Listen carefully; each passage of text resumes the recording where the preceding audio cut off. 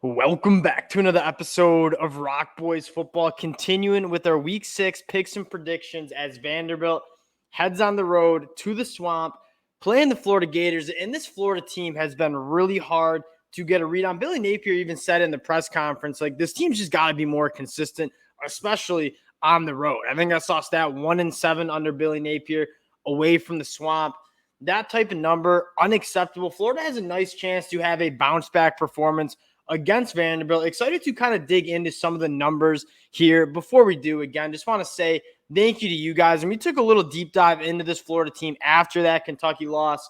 Ton of good feedback from you guys. Appreciate y'all rocking with the boys like you guys have. If you do enjoy the content, again, consider subscribing to the channel. Almost at 10,000 subscribers. Insane number. Thanks to you guys. Appreciate y'all.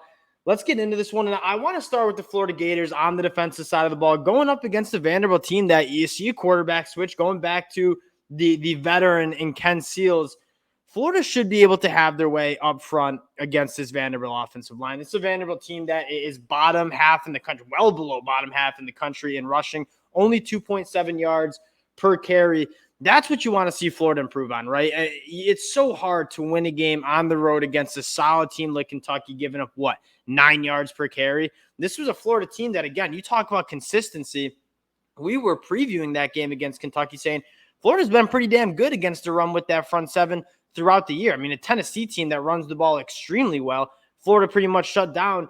You roll into Lexington to Kentucky, and that number drops. You take a look at where Florida is nationally against the run, allowing 4.9 yards per carry. That's outside of the top 100. That's where it starts for this Florida team. And I'm not going to get too down on the defense. I said that earlier in the week. This was really the only bad performance we've seen from Florida on the defensive side of the ball. But what you need to see better, I think, it starts with the linebackers. Like Shamar James, Scooby Williams, two guys who really, one are young. And so you can kind of understand some like real dug games from them. But more importantly, they're too talented to be playing the way they did against Kentucky. A lot of mixed tackles. I'd say I throw in the secondary in that, safeties rolling into the box. It seemed like they almost did not want to tackle. Like the physicality wasn't there. I don't know if it was the travel. I don't know if it was the noon kickoff. Those aren't excuses for coming out and playing just as soft tackling as this Florida Gators team had. They'll have a chance to kind of get back on track, especially with that front seven. Again, Vanderbilt, not very good up on the offensive line, really struggles to run the ball. Can Florida kind of have their way and get back to what I would say is kind of a dominant front seven, right? Shamar James, Scooby Williams, young guys, Chris McClellan, the transfers up in the middle. It's been a good group. It just had a bad game. And I think they can prove against Vanderbilt that this is still a good group, and it was just a bad game on the road at Lexington. A couple other things that I'm looking at for this Florida team on the defensive side of the ball. They've been brutal turning the ball over. They are averaging 0.2 turnovers per game. 1 interception on the year. This is a defense that when you brought in Austin Armstrong, like he said, he was going to be aggressive, a lot of different looks, a lot of different blitz packages, coverage packages. You haven't seen that result in turnovers. And a large part of it is just execution with Florida on the defensive side of the ball. I mean, you go back to that the game in Lexington, they had multiple chances to get their hands on footballs and make plays that could have changed that game. And the back end, they just weren't doing it. I mean, I think there was a dropped pick 6 by Jason Marshall. You got to make those plays. They're going to have an opportunity here against the Vanderbilt team that's averaging 2.3 turnovers per game. They are not very good with the football. Can Florida, in this Austin Armstrong-led defense, give some different blitz packages, trick some quarterbacks, get the hands on their football, and kind of force some turnovers? Because, again, you talk about winning football, the turnover battle is a massive, massive part of it. And Florida on the defensive side of the ball just hasn't really been able to force those turnovers like we expected. And again, the personnel is there. That front seven can get after the quarterback. That back seven, they're athletic.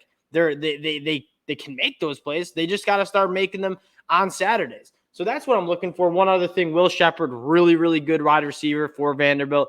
Got to make sure you're confident. Vanderbilt has some guys who can make some plays downfield. Will Shepard has 7 touchdown catches on the year. They have some real speedsters. So making sure that you're on your P's and Q's with some of those guys will be big. But again, the matchup in terms of the talent, it's heavily favored towards Florida. Vanderbilt hasn't really shown they can kind of establish their dominance on the offensive side of the ball, especially along the line of scrimmage.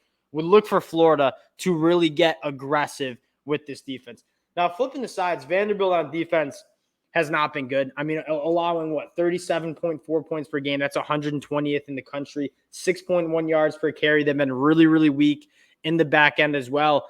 Looking for this to be a little bit more of a get aggressive if you're Billy Napier calling the plays. I mean, we talked about that. That's a story for a different time, Billy Napier calling the plays. But if I'm Florida, like I'm looking to get a little bit more aggressive, push the ball down the field. You have some guys in that wide receiver room, and I get Caleb Douglas out with an injury. You have speed, right? Ricky Pearsall, I really do think is one of the better wide receivers in the SEC. True freshman Eugene Wilson, hopefully back from injury. He can make plays. Ada Mazzell, Andy Jean, they have some guys who have game-breaking speed in that wide receiver room. And as you run the ball as much as Florida, teams are going to start stacking the box against you. What does that allow you to do? Maybe get over the top and kind of stack some defensive backs and make some plays. I'm looking for them to kind of air it out and get a little bit more aggressive because we said time and time again, what's one of the most important metrics on the offensive side of the ball? It's being able to hit those explosive plays. Florida fans who've been listening for a while, probably getting sick and tired of me saying it, but it's a lot easier to go 4 plays, 80 yards, and score a touchdown with an explosive play than 12 plays, working the ball down the field and scoring, right? Especially you avoid the red zone stuff. I'm looking for Florida to kind of hit some explosive plays. Now, in the run game, we got to get back to running the football. Billy Napier, he's built this team. The identity of this team is to run the football, be physical.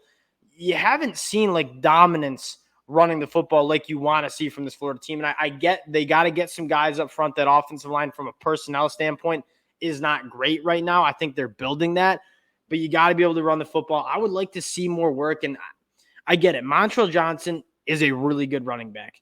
I think Trevor Etienne brings a little bit more. I know it's about a 50-50 snap share or carry share right now. I'd like to see that skewed a little bit more towards Trevor Etienne. I think he's been more effective ball carrying. That doesn't mean Montrell Johnson kind of gets like banished to that pure backup role, but I do think Trevor Etienne is just the more capable, more explosive running back. You talk about hitting explosive plays, grabbing those chunk plays. I think Trevor Etienne is a little bit more suited for that. And the last thing I want to talk about, Graham Mertz. Now, this is a stat that most people would be very surprised at. Graham Mertz is number 2 in the country in completion percentage, 79%. We talked about what he could bring to this Florida offense that Anthony Richardson really didn't bring. It is kind of that consistency. Graham Mertz has been extremely accurate. I think for the most part has made good decisions with the football. Put a little bit more trust in him. I think he's proven that he can handle a little bit more. Work the ball down the field. Ask him to push the ball down the field a little bit more. I feel like this Florida offense, whenever you watch it, is just kind of cutting the field in half. Like they are not attacking defenses in that deeper third, which makes an offense a lot easier to scheme up against when you're not really scared of blowing the top off and hitting those explosive plays. I would like to see Florida not only put on film for more SEC teams to see, but like let's go out and show that we are a threat attacking that deeper third, because right now, like so much of this Florida offense is kind of catered around inside of 10, 15 yards. Like they are really not testing teams at all 3 levels of this football field. That's what I'm looking for. Now, getting to the pick, I like Florida here. I mean, they're at the Swamp. That's where they've played their best football. I think you're going to see a massive bounce back performance. And quite frankly, if you don't, we got more problems to talk about going on in Gainesville. But I think the matchups, like Florida really struggling to run the football, really, really not great at anything, really. I mean, I try to be respectful to Vanderbilt, but not great on anything on the defensive side of the ball. I look for Florida to kind of build some momentum going into the second half of the season. This team's talented. It needs to be consistent, and it needs to be confident. And I think this game against Vanderbilt represents a game where you can kind of build some confidence and show that consistency a little bit more. Give me Florida covering the 18.5-point spread. I think they're going to be fired up. I think that lit a fire under them a little bit. You heard Billy Napier. You've heard some of the players in the press conferences. They're not happy with it. They're going to look to go and kind of change the narrative of this Florida team. Excited for this one. Again, appreciate you guys rocking with the boys. We might have to break this game down after it happens. Florida fans, appreciate y'all rocking with us.